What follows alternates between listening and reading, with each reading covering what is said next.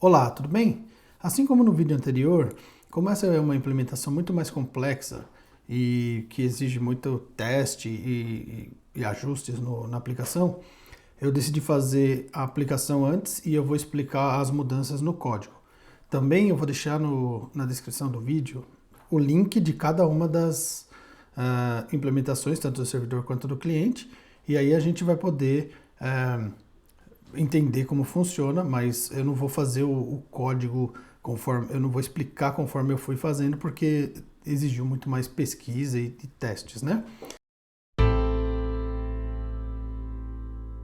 Bom, então aqui é o estado da nossa aplicação, né?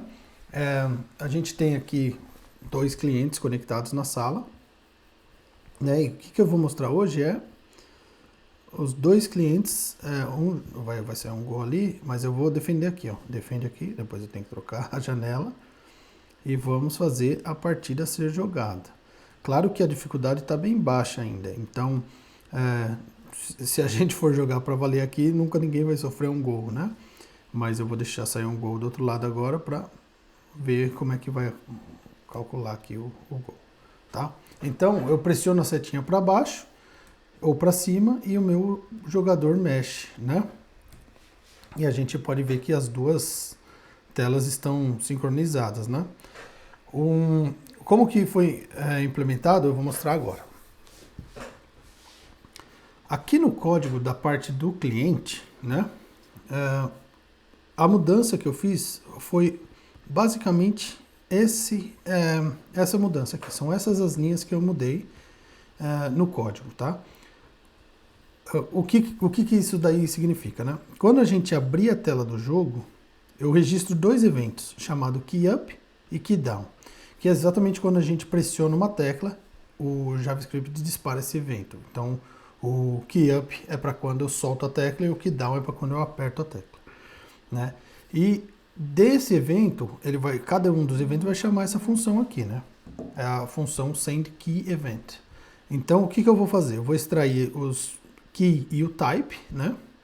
E vou mandar aqui. Eu mando para essa função que eu criei no GameContext, né?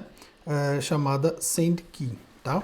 Então eu vou só checar se uma das teclas foi ou arrow up ou arrow down, tá? Você pode mudar para a tecla que você quiser. Se você quiser fazer que o player jogue com W e S, aí tem que trocar pelo W e pelo S, né? Mas nesse caso são as setinhas arrow up, arrow down. E eu chamo aqui o Prevent Default, depois que eu enviei a sendKey, né? Eu chamo o Prevent Default, que é para quando a gente apertar a seta para baixo, ele não fazer o scroll na tela, né? Porque o normal do browser é ele dar o scroll. Caso a gente esteja numa tela pequena, ele vai gerar um scroll e não é o que a gente quer aqui com a setinha. Então eu só previno que ele faça a operação default da tecla. Também aqui na tela a gente teve que botar aqui o player, né? A raquetezinha da esquerda e a raquete da direita, né? E isso daqui são variáveis que estão configuradas lá no servidor, né? Então o cliente aqui só vai pegar a informação que ele receber da posição X, Y, a largura e a altura da barrinha. Por que eu decidi fazer tudo no servidor isso, né? Porque lá a gente consegue saber exatamente onde está cada um dos bastões, né? Mas não só isso. A gente pode aumentar a dificuldade. Ou seja, imagina que com o passar do tempo, cada 30 segundos a gente diminui um pouquinho a barra das raquetes, né? Então a altura pode ser mudada pelo servidor e aí a barrinha vai sobrando.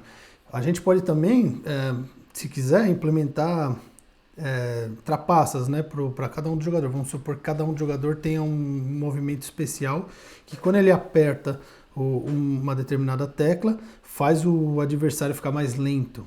Então, tudo isso daí pode ser configurado no servidor. Mas, por enquanto, a gente não está implementando nada disso, né? O GameContext, né, eu implementei essa função sendKey. Então, eu vou mostrar aqui como que ela é. Também não é nada demais.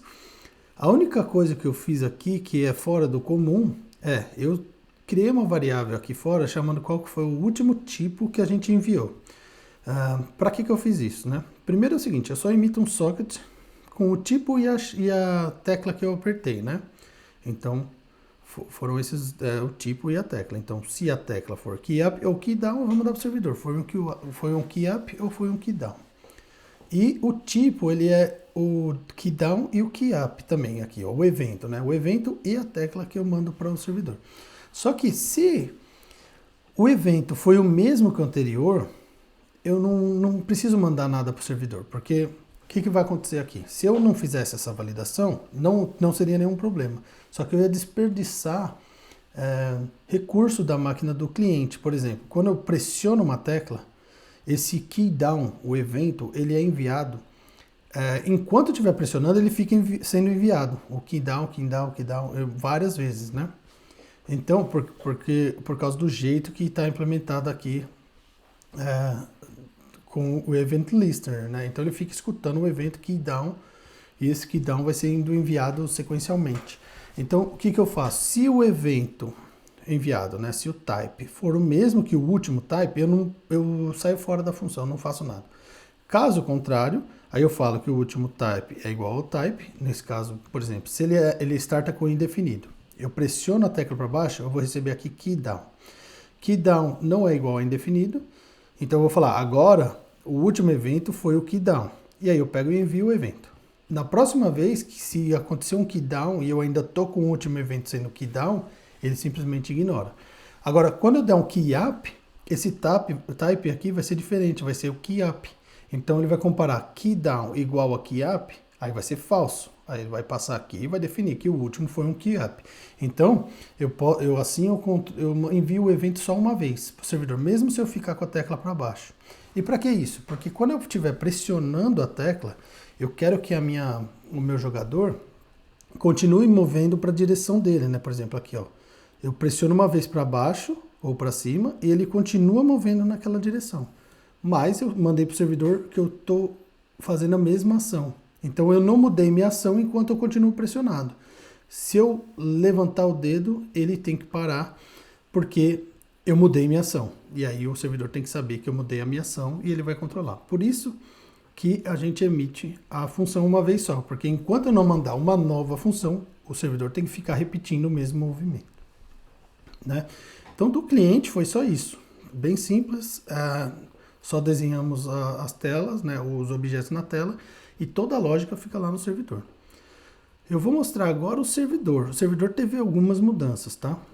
Principalmente quando a gente cria a partida. Quando dá o join room aqui, ó, eu vou voltar, eu vou vir aqui e vou mostrar. Né? Aqui no join room, eu coloquei uma informação mais detalhada para os players. Antigamente a gente só tinha aqui um ready false. Então a gente iniciava a sala com o player ready false. Só que agora eu defini algumas variáveis padrão, que são aqui o X, né, que é a posição X da raquete, o Y, que é onde ele vai começar, e aí o Y vai ser a metade da altura menos a metade do player. Na verdade aqui está um pouco errado, metade tem que ser 40, porque o player ele é 80 de altura. Então, por que é isso? Uma metade, né? Para ele começar no meio da tela. Vamos ver aqui, ó. Eu vou dar um refresh. Tá? Então, ele vai ter que começar. Os dois estão no meio da tela. A metade da altura e a metade da largura. Certo? Desculpa. A metade da altura para cada um dos dois players. A largura dele vai ser o comprimento. Vai ser 10. Mas vamos supor que também tem uma trapaça lá que a gente deixa ele mais fininho. Ou deixa ele mais... gordão, então tanto faz, né? Como a gente for configurar aqui, dá para ser alterado no servidor. E a velocidade do bastão, quanto ele anda a cada atualização no servidor, né? Se a gente aumentar a velocidade, ele vai andar muito mais rápido. Por exemplo, eu vou aumentar a velocidade, eu vou diminuir a velocidade do player 2, eu só botei speed 1 aqui. Então vamos ver o que acontece quando a gente tem uma velocidade lenta, ó. Ele move bem devagarzinho, né? Ó, pressionei e ele vai movendo bem devagarzinho. Agora no player 1, ó como ele movimenta 5 por vez. Então isso faz com que a gente possa controlar no servidor qual que é a velocidade do bastão, né? Isso também é legal se for implementar algum tipo de movimento especial ou deixar o bastão mais rápido ou mais lento conforme o tempo. Bom, aqui foi no Join Room. Eu só mudei isso daqui, a gente não tem mais nada para mudar aqui no Join Room. Aí a principal mudança é quando o game está em progresso, né? Que aí é lógico que agora tem mais controles aqui no game em progresso. Então, o primeiro passo que eu fiz foi extrair código aqui para deixar mais fácil de entender, né? Menos complexo. Eu extraí o código MoveBall, né? Para a função MoveBall, o código que a gente tinha aqui, que é o que movimenta a bola, né? Então a gente pode ver aqui que é o mesmo código de antigamente, mas só o movimento da bola. Não faz mais nada, essa função só faz isso. Depois eu criei o Move Paddle, que é justamente para mover os bastões, né? Aqui então, cada vez que eu paro o servidor, ele pausa, então tem que dar um refresh aqui no cliente, né? O Move Paddle, então o Move Paddle é o movimento que vai saber, a ação que vai saber, né? Como movimentar a barrinha. E aqui ele vai calcular. Eu vou mostrar agora o Move Paddle, porque ele vai calcular qual é a próxima posição da barrinha. Aqui tem uma manhãzinha que eu fiz que a gente sempre tem 2 players para checar, né? E é a mesma função que a gente tem que checar nos 2 players. Então eu crio um array aqui de 1 e 2, né?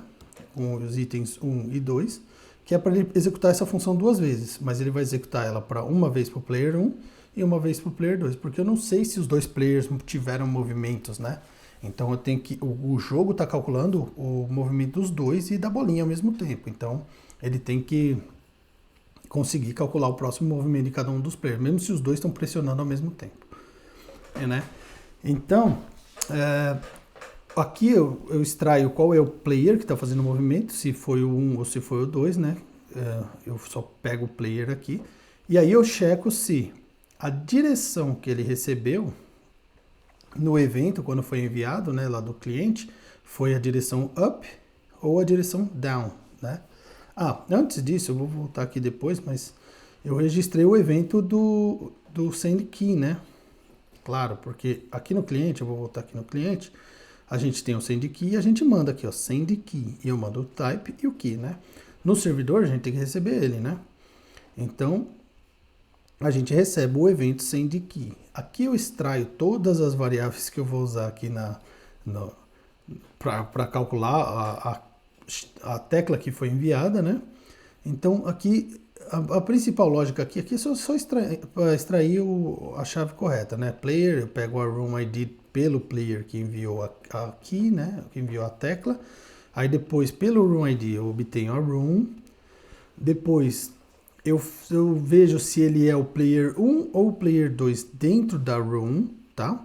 Então, como que eu vou saber isso? Eu só comparo se a room player 1 é igual ao socket do player que enviou a tecla, né?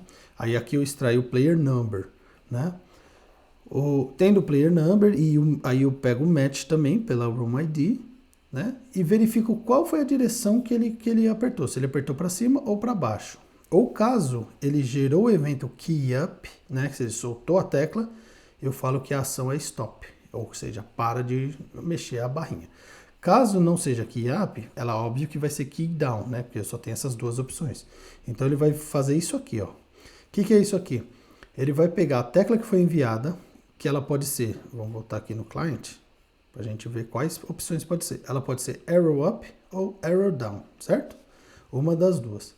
Então, se ele vai pegar a tecla que chegou, ela vai pegar arrow up, ele vai substituir o que tem arrow para nada.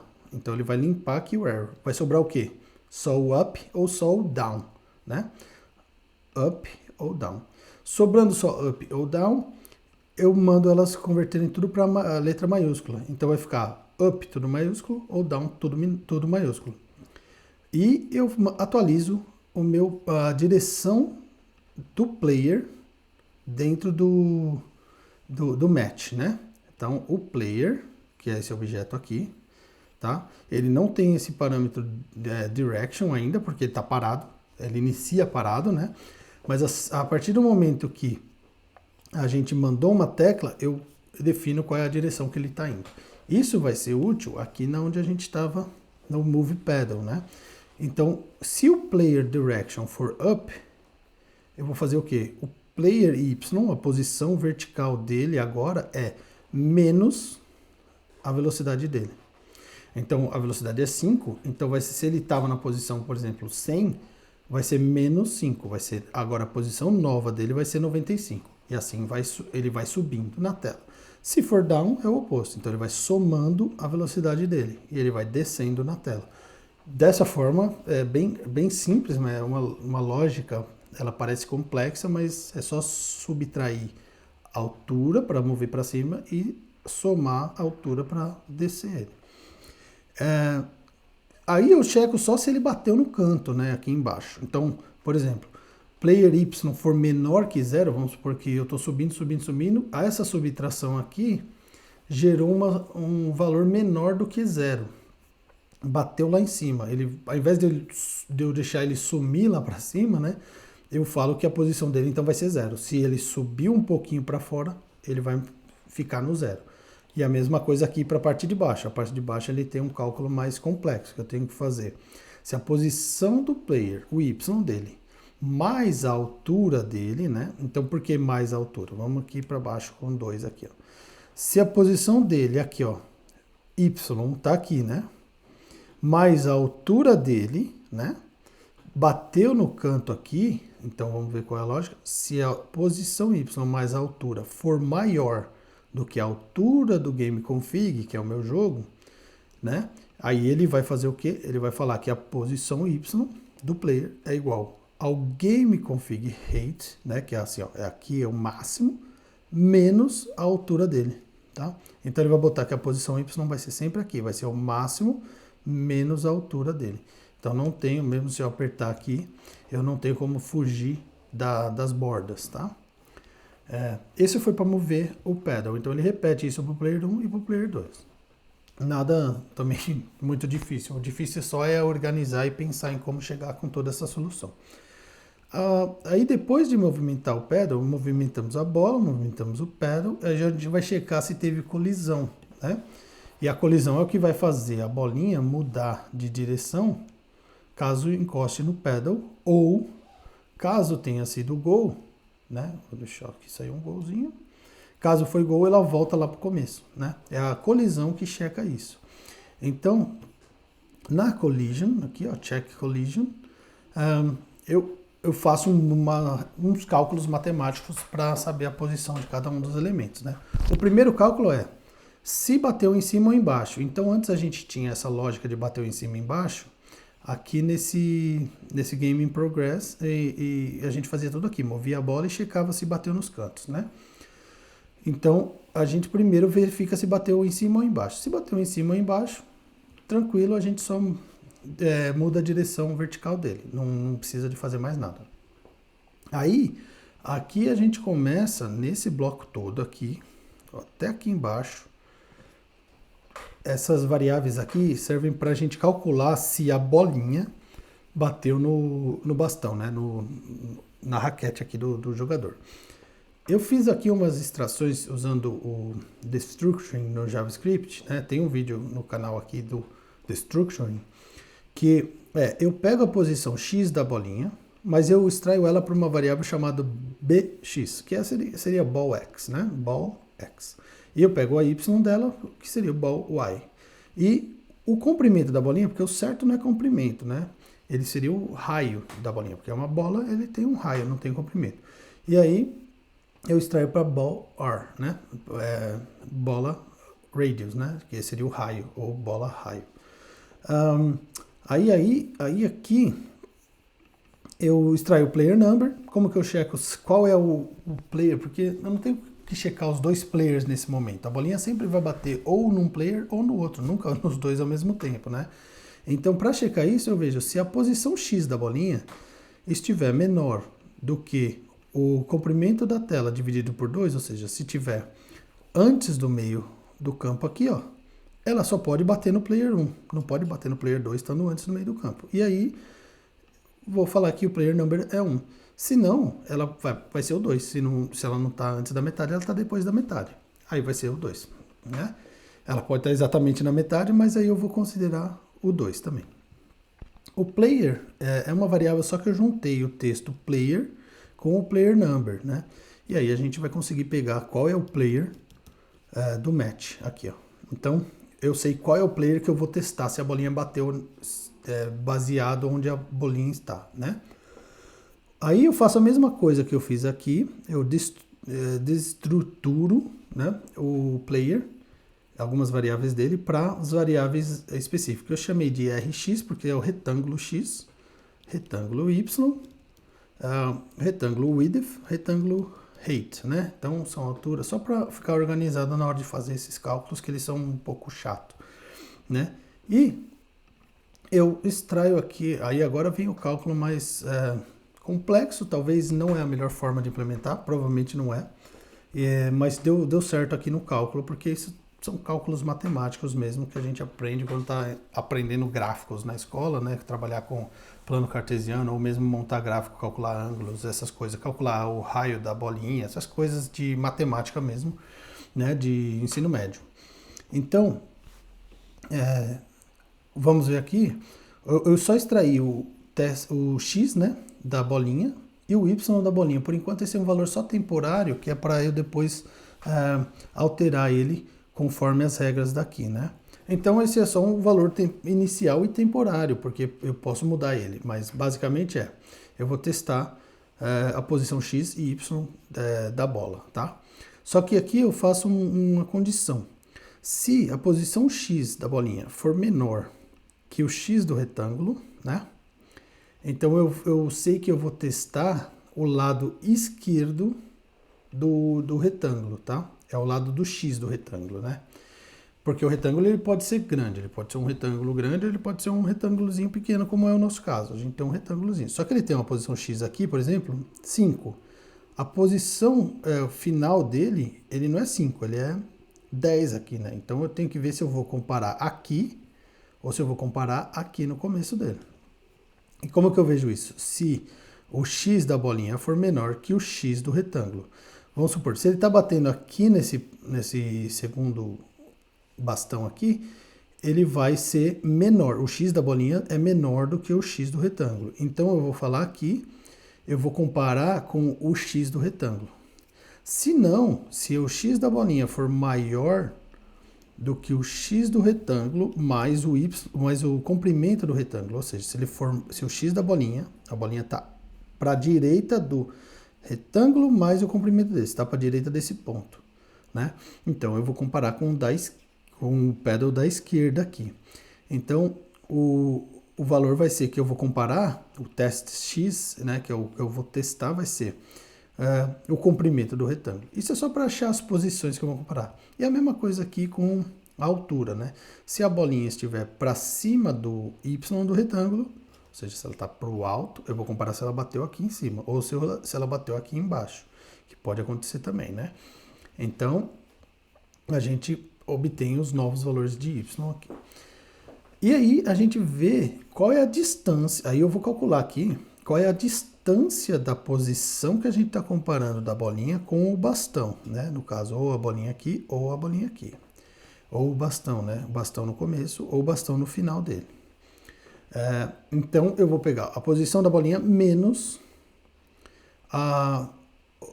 o valor que a gente calculou do teste x, ou seria esse valor aqui mesmo, né? O teste x, ou os valores calculados. E no caso do y, a mesma coisa. E aí eu subtraio esse valor. Esse valor a gente vai ter a posição da bolinha em relação ao retângulo. E para saber a distância entre eles, aí a gente faz essa fórmula matemática aqui, que é a distância x ao quadrado mais a distância y ao quadrado.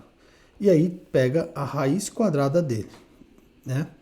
Isso é para calcular a distância de uma bola, né, no caso, para um retângulo, um quadrado, né? E aí a gente vê se a distância, a resultada disso, né, for menor ou igual ao raio da bola, quer dizer que ela está encostando no elemento, né? Então a gente inverte a direção dela. Então, aqui é simplesmente para verificar todo esse cálculo aqui, se ela bateu numa das barrinhas. E aí a gente muda a direção. Mudando a direção, ela não vai chegar a fazer o gol, né? Ela vai voltar para trás. E aqui eu só já coloco a bolinha numa posição um pouco para frente, né? Que aqui, caso eu esteja movimentando, teve um bug aqui que eu tive que resolver com essa linha, eu estava movimentando aqui o paddle e quando encostava na bolinha, aqui eu acabei sofrendo gol, quando encostava na bolinha bem no cantinho, ela ficava travada aqui no paddle, porque ela ficava confusa, né, se já tinha encostado no limite do paddle ou não. Então, como a bolinha ficava meio que para dentro aqui tinha uma condição específica que a bolinha ficava para dentro do bastão, eu já calculei a próxima posição da bolinha, que é para ela nunca ficar para dentro do bastão, né? Então, eu verifico aqui, se o player number é 1, né, eu já coloco a bolinha numa posição que vai ser o final do bastão, né, a posição X mais o comprimento, né, o final do bastão, mais o raio da bolinha, né? Então, dessa forma, eu já coloco a bolinha um pouquinho mais para frente do bastão, assim não tem como o bastão encostar na bolinha duas vezes. Era esse o problema que estava acontecendo. E se for do player 2, eu falo que a posição da bolinha é a posição do bastão menos o raio da bolinha. Dessa forma, a gente já não tem problema de o bastão tocar a bolinha duas vezes. E aí, se não encostou no bastão, se caiu aqui, se não caiu nessa condição, bom, aí a gente vai calcular essa condição aqui, né? Então, é a mesma condição que a gente tinha anteriormente. Se a bolinha, né, for encostar no lado esquerdo, a gente soma um placar para o player 2, né? E se a bolinha encostar no lado direito, a gente soma um placar para o player 1. Então, e a gente já fala qual vai ser a próxima direção dela, né? Em vez de inverter a direção, também poderia só simplesmente inverter a direção, mas eu já falei, eu quis forçar aqui que a direção vai ser 1 e aqui a direção menos 1, tá? Dessa forma eu sei que quando sai um gol de um lado, a bolinha vai começar a atacar para o mesmo lado que saiu o gol, como se fosse um ataque do time que sofreu o gol, né? Então eu fiz essa invertida aqui, se a bolinha estava indo para cá, ela volta para lá quando volta no meio campo, né? E aí eu mando reiniciar a jogada, reinicia a partida. Eu vou inverter, eu vou colocar, inverte a posição que ela estava indo dentro do Restart Match. Então o Restart Match agora fica muito mais claro, né? Ele vai inverter a bolinha e aí, quando sai o gol, eu chamo o Restart Match. Ele vai agora inverter a direção da bolinha e vai definir que a bolinha vai ficar bem no meio da tela de novo, que é para sair lá do meio do campo, né? Então vou dar um refresh aqui para a gente ver se essa mudança aqui aconteceu corretamente quando sai um gol. Vamos ver, saiu um gol. Bom, ele já inverte a direção e volta para lá. Assim eu eliminei uma linha de repetição de código e ficou um pouco melhor essa função. Bom, é isso o que eu fiz para o vídeo de hoje. Tem bastante código, né? Como a gente pode ver, mas ele não é muito complicado de entender, não. Vamos continuar com o desenvolvimento. Talvez o próximo passo seria limitar o placar, né? E também colocar uma regra para aumentar a velocidade da bolinha para ficar mais difícil defender caso passe alguns segundos. Então, no próximo vídeo a gente vai focar em criar uma dificuldade maior e também limitar o placar para poder mostrar uma mensagem quem venceu e quem perdeu, né? Então, para o vídeo de hoje é isso.